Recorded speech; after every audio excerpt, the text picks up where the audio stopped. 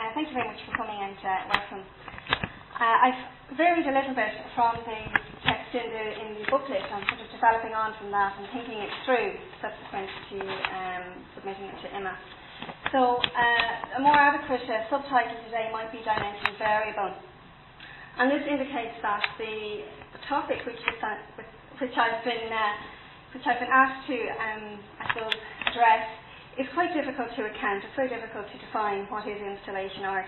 So what I will do is indicate shifts in practice that have occurred and how encounters with art were affected by considering installation as a genre, which I do in my text. So it's not a complete chronological account or even a historical overview. Terms are difficult to agree upon. Environment, category, event, intervention, site, assemblage, construction, to name some of the terms that installation practices have been referred to, how they have been referred to. It's also a practice that's a genre, a practice that is hard to document, and it has links to minimalism, conceptualism, arte povera, in terms of the questions around the media of art and art as an object. So there are a range of historical influences over this thing called installation. And also I think it's worth noting that the contemporary culture of biennales and temporary large-scale exhibitions on an international circuit with cross-cultural manifestations of art have contributed to the utility of installations as, I argue, a point of artistic control. So I will refer to installation as both genre and as a series or set of practices in which artists prioritise installation of material matter in the articulation of their work or project. So the question then arises, when is art not installation? The Sistine Chapel is arguably an installation. How is site-specific work different from locational art? Miwan Kwan calls attention to an increasing trend of nomadic artists today. So what impact has this practice of nomadic art on the type of media used by artists today?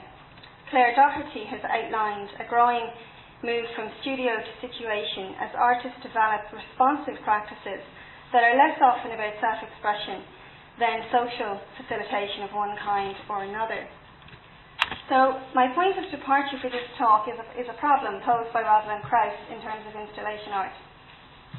In her discussion on art in the expanded field, she describes the social aesthetics of today, and she draws on the idea that we live in an image world.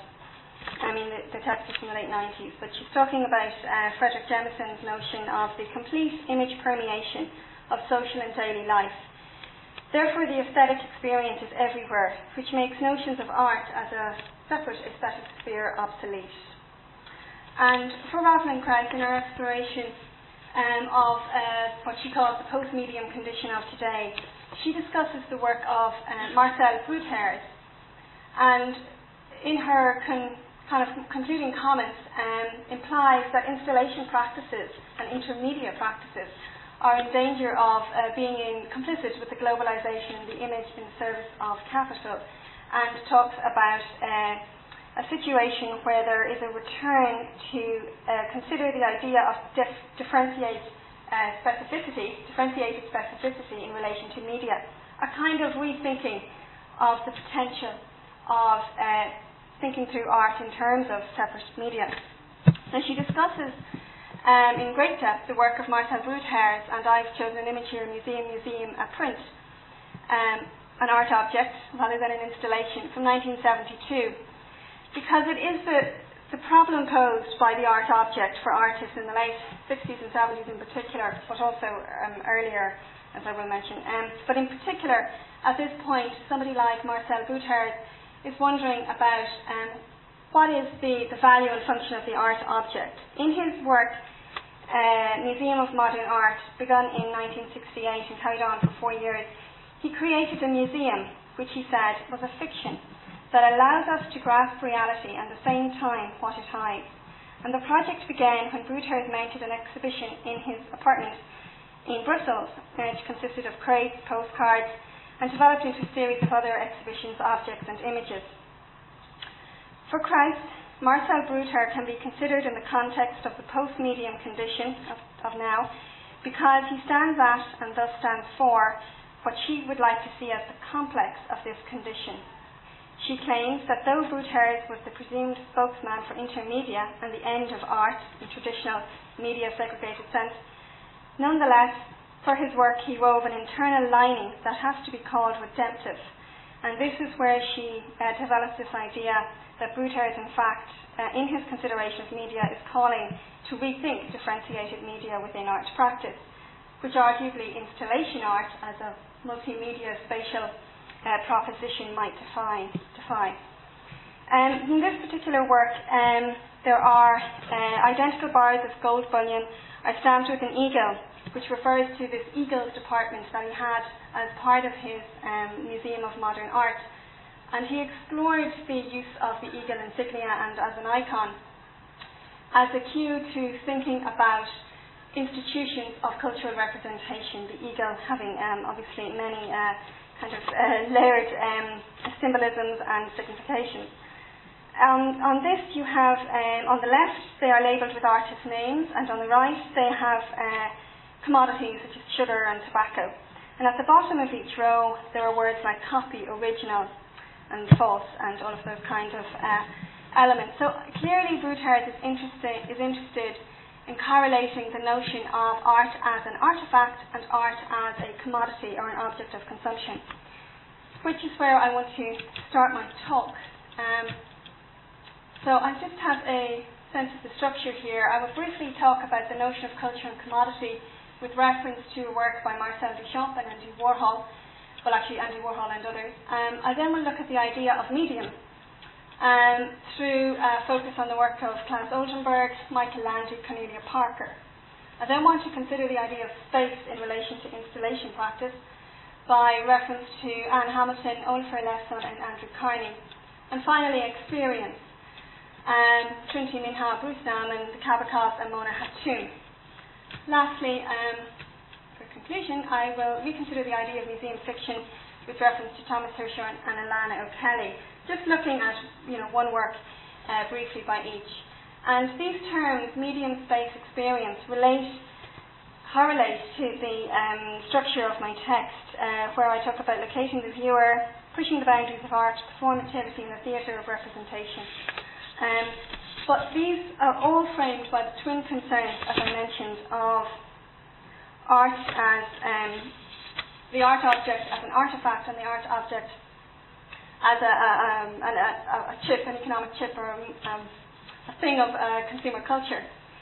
So I think Marcel Duchamp's work from 1938 in Paris, his work as a sort of exhibition designer is an important reference point here. He was asked by Paul Hillard and André Breton to generate ideas for an upcoming exhibition. Now, Duchamp is not, cannot be happily aligned with either Dada or Surrealism, but he became involved and took on this project to design an exhibition space for the Surrealist show. And he wanted to create a space in this very elegant 18th century interior of the Beaux-Arts, to create a space that challenged the context physically, but also the historical context of the presentation of art, a group, or a sort of system of representation. So he hung 1,200 coal sacks from the roof, blackened the walls, coal soot was falling off as people walked through. He used all alternate modes of display for the art. He installed revolving doors from a department store, things like that, you get the idea. So he also had a desire to create what he called magic eyes.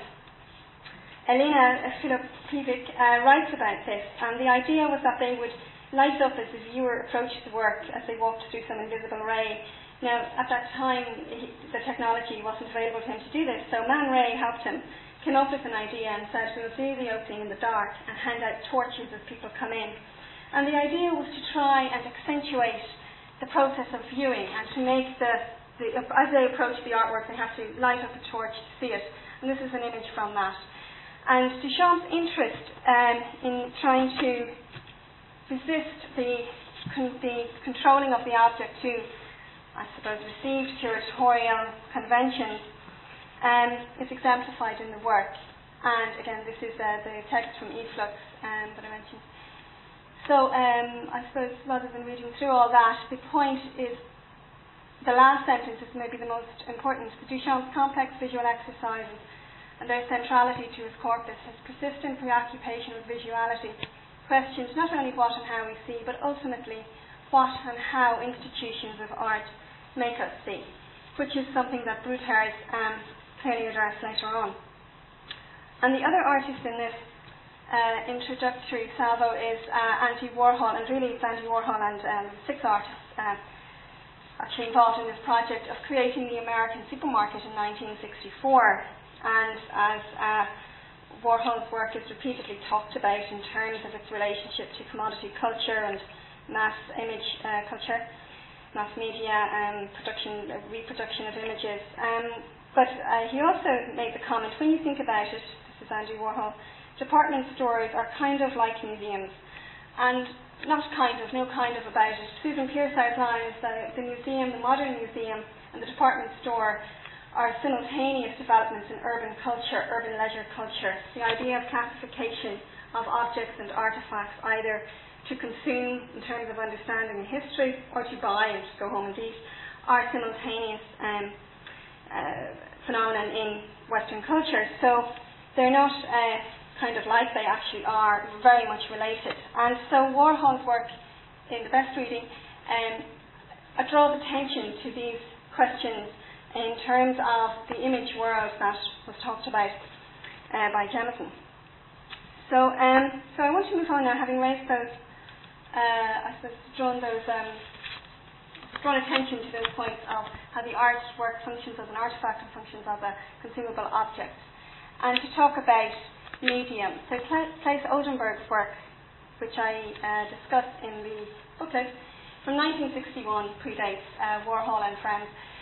But his creation of the store was hugely significant to the idea of installation today, I think, mooting the relationship between art and commerce in overt spatial colonisation. A whole litany of multiple art projects, I think, owe a homage to this moment. It was a collection of typical saleable objects rendered in paper mache, such as a dress and decorative ornaments, displayed in a rented storefront in the Lower East Side of New York. The artwork was a conflation of artefacts represented in a manner that denied their function, but was within a potentially viable commercial site. He simultaneously queried the purpose of shopping and of art in a witty swipe at where and how cultural value is played out through the social mores of consumption. The store also marked the displacement of studio that occurs in installation practice, as the work is definitively constructed at the location of its presentation. As Julie Rees says, the site is the studio. And again, that kind of can be aligned to Claire Doherty's notion of from studio to situation. Just to return to Rosalind Krauss for a moment and her discussion early in her text about using the word medium and the problems with it. She retains the use of the word medium in her text because it allows her to open up the discursive field that she wants to address.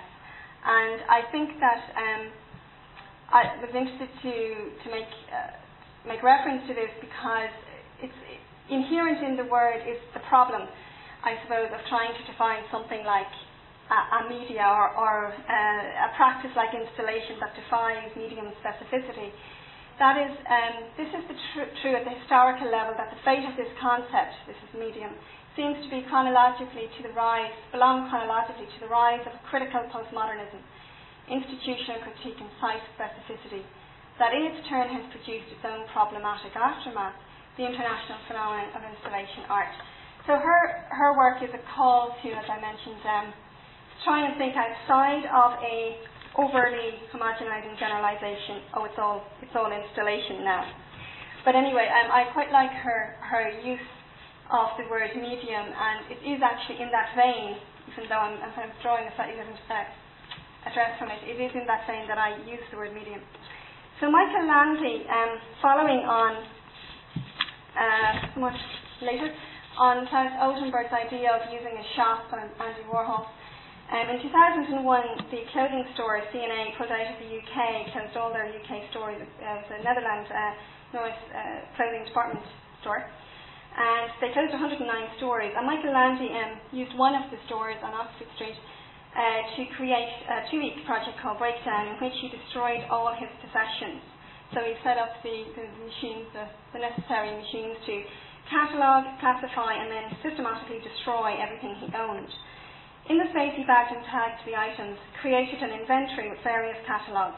Breakdown was a self-conscious search for identity to a thoroughly destructive act, but it also constituted a determined disregard for the rift between studio and display, which some would argue is the most, probably one of the more interesting aspects of installation.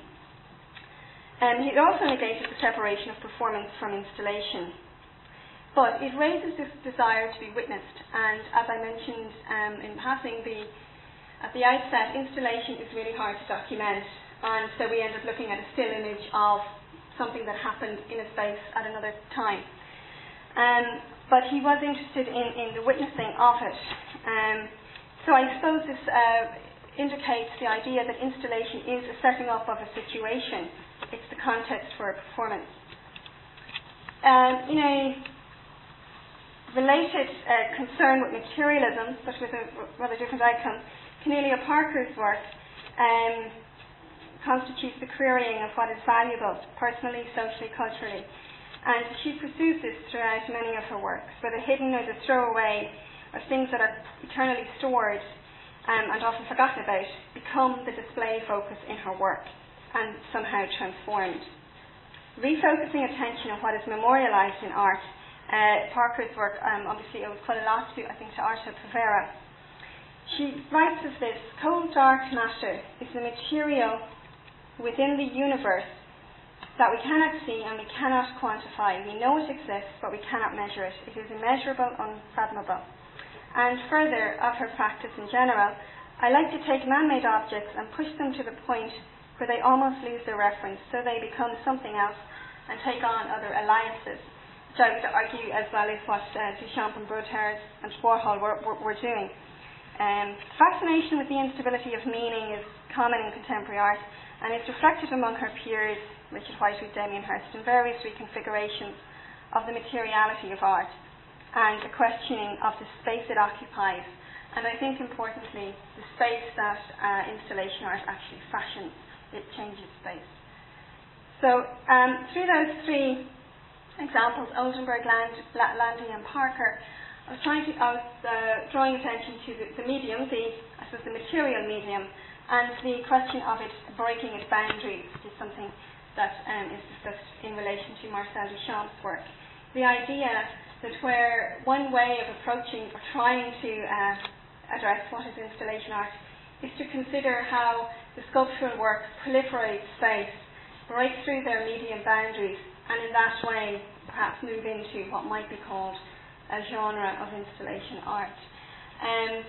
That for Landy it meant destroying matter, and for Cornelia Parker changing matter, but it's a curiously consistent concern with material matter in those three artists. So I want to now move into the idea of space and consider space as a core aspect of these artists' works. Obviously that has a problem of potentially delimiting a reading, which I don't actually want to do. Anyhow, Anne Hamilton, I don't think it would be possible to talk about installation art without talking about Anne Hamilton's work. And in 1993, an installation at the Dia Art Centre called Tropos perhaps brings together a number of her interests that are relevant, I think, to this focus today. Her practice activates artworks in the space they configure with human elements. Here, a prefigured attendant is commissioned, and in other works, the viewers are the primary activators of her work. Even in this, the being looked at-ness is central. You ask, what is the woman doing at the metal desk? Methodically reading and singeing text. She sits in a sea of horsehair, repeating a ritual. Coils of smoke and the smell of burning are integral to the synesthetic viewer experience. And it's an awkward sight. It's 5,000 square feet. Does the viewer walk across it? What will the animal hair feel like underfoot? And Hamilton's work often uses organic elements because she has a declared interest in the need to return to consider and encounter organic material in contemporary life. Works by artists like Finola Jones or Coco Fusco also kind of play on this sense of awkwardness, the sense of Am I in the space? How far shall I walk into this artwork? So there are obviously many artists who could be relevant. But in this work, the question for the viewer is how close can I go to the sitter, so I don't look over their shoulder. So the self-consciousness of the viewer who becomes a participant in the work is highlighted by the spatial dimension of the work as well as its material and sensual content. And audio can be heard of a man attempting speech as well. Now, Anne Hamilton herself has said, "You have to trust things you can't name. You feel through your body. You take in the world through your skin." This idea that experience leads to knowledge. And as Lynn Cook has written, Anne Hamilton also has a lot of interest in the community involved in making the work, so a lot of the team were involved in producing it. And that in some way this is reflected in the communal experience of her work, and indeed in the collection here, Filament 2, the organza curtain, swinging curtain rail, circular curtain rail, also had a similar type of, encourages a similar type of encounter with the work. So the space is important. Olafur Eliasson's work, here, rather well famous at this point, weather project in 2003 in the Tate Modern, where the large turbine hall, an industrial interior space, is transformed into a meditation on nature, culture, inside, outside. And I suppose it can be linked to Marcel Duchamp's Where Art Is and How It Functions. But also, Eliasson's work, like many of his other installations or projects, demands duration, demands interaction with the art, and ensures that the work goes beyond spectacle, in this case corralling the viewers into an immersive environment. Diffuse light, mist clouds surround the viewer, and I might just, in case somebody hasn't got to it, and have a quick look here at a small clip of this.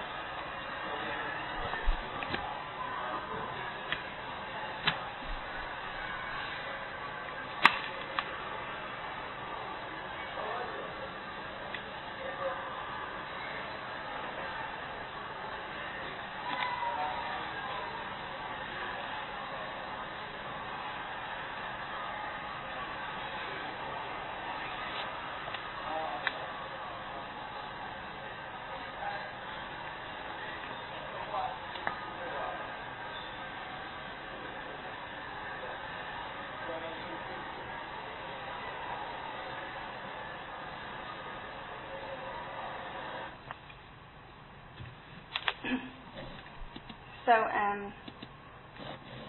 that was the mirrored ceiling there at the end. The project was, I suppose, came from an ongoing dialogical practice that Ellison engages in. They can be very subtle interventions, and there was a show here some years ago to truly spectacular manipulations of environments, but they nearly always have this question of inside, outside, and culture and nature, social and personal space, this kind of binarism being discussed.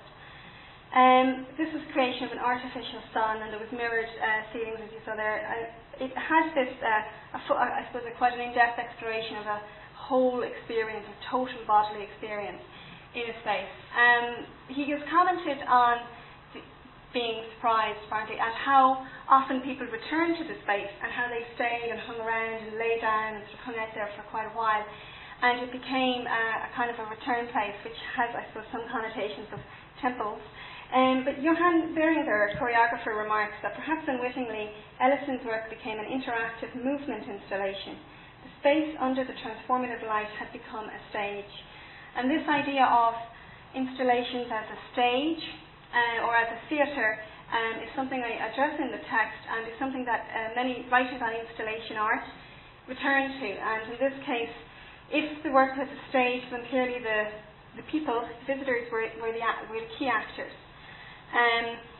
So it is a limited metaphor, because generally theatres involve quite passive audiences, but these are actually both audience and actors. So this brings me to, in the context of space and how installation art addresses the space it's in, has a strong connection to changing studio practices that I indicated at the start and that have been discussed by Brian O'Doherty. and indeed this is the follow-on to his earlier book about the white cube and the idea of the display of art. So in conclusion, he writes that we can speak of an anti-white cube mentality, and he makes this distinction between certain media specificities as being, I suppose, at odds to some extent with what he sees as newer manifestations of art media, making the comparison between letter writing and email and texting. But moving on, he says also, in installations, video and the rest, the white cube has become increasingly irrelevant. The gallery becomes a site, the place, the dictionary says, where something is, was or is about to be. Whereas the gallery once transformed whatever was in it into art, and still occasionally does, with these media the process is reversed. Such media transform the gallery insistently on their terms.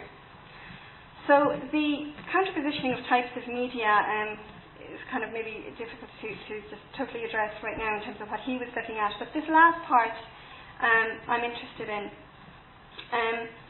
because a power struggle has taken the form of installation within installation art. The work proliferates space beyond the conventional art object and directly implicates the viewer and their experience, immersive or otherwise, as part of the work. Vanessa Hirsch identified in her discussion on Marcel Duchamp's work that it bursts the spatial restrictions of an artwork.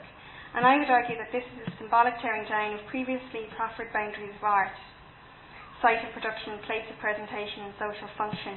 And it's interesting to note in relation to Marcel Broodthaers, who there is sometimes discussion among art historians and curators about how, in catalogue texts, about how he has been historicised and how his work is used in exhibitions. And Barry Barker, writing in Flash Art, said that one of the issues about interpreting Marcel Broodthaers' work today revolves around a lack of recognising that he was his own best curator. And there is that little bit of a struggle between curatorial practices and expectations and artistic definition of the space. And I think, possibly, without wanting to overstate that as a big fight or anything, but that it is a bit of a struggle. And I think the work of somebody like Andrew Carney and some installation practices have gone a distance towards a reassertion, possibly, of artistic control on art and its presentation, being unwieldy and large, but also being specific. And I know from being involved in a couple of exhibitions where you're looking to loan a work, and there's a folder with the artist's instructions about how it's installed that might limit you or actually preclude you from including the work in a show because they're so specific, which is, I suppose, a connotative of what I've just said. So Andrew Carney's work on silence in the Limerick City Gallery of Art 2001 constitutes a frustration of layered representation. Street sounds were reverberated into the gallery space and collected on a microphone and processed through sound effect unit and translated into a light display and finally combined with a pre-recorded loop of waves crashing on a seashore. So this urban and seascape sounds, and I've taken that description from P.V. McGillivray in Art Forum, who also noted that the work had less to do with a re-engagement of the once familiar than with an elaborate and theatrical estrangement of the everyday. And that, I think, is another kind of kernel of the discussion about installation art and its relationship to everyday life. That in some ways, Duchamp's work could be seen to break down the segregations of art and life, but I think equally what McGillivray mentioned here is a theatrical estrangement of the everyday. It is dislocated, ordinary experience is presented back through art, can be a type of estrangement. The orb flows like a magnet in the space, and it lures the viewer nearer and nearer, and there's a suspenseful waiting to hear whatever might be heard from urban life outside the gallery. And it's like the experience of Anne Hamilton's work, a gravitational pull to investigate, which holds the promise of art to tell us something about ourselves, usually about ourselves. And this brings me, having looked at those artists in relation to space and how they utilise space as central to the work, to consider the idea of experience and how experience becomes, I suppose, cumulatively perhaps the most important aspect of trying to think through what is installation art. And I started with reference to a film and some writing by Trinity Minha, who is actually a filmmaker rather than an installation artist. on her website there's lists of films and then there's lists of installation. And I wanted to make reference to this work, although again this is in her film section, but it is also installed, and it was installed, for example, in Duchamp in very specific viewing conditions.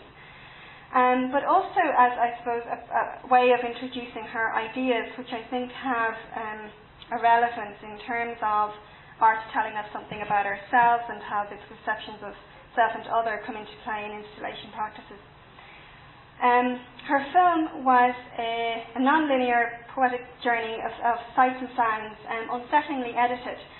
It had elements of documentary style with non-conventional documentary. It was essentially a portrait of 6 West African countries, and it brought attention to the idea of viewpoints through art, through historical representation, focused on living spaces, rituals of domestic life. It raises the necessity to consider so-called new media, or time-based film, video, recording in general, in connection to the wide range of ways installation practices have materialized in space as events experienced by the visitor. So, rather wordy quotes from Trinity Minha, and I'm interested in, or I wanted to, I suppose, just raise this idea of an inappropriated other, and the connection between the here and now, and this idea that Trinity Minha addresses, endlessly renegotiates in her work, I suppose, which often centres around what is ethnographic film and what is it to create an ethnographic representation and the problems with all of that, to talk about how the making of a work involves being in that time, but also being in that time and space, but also being aware of other time and space. And she refers to this, I think, here at the start, the idea that one is always slightly off and yet not entirely outside. One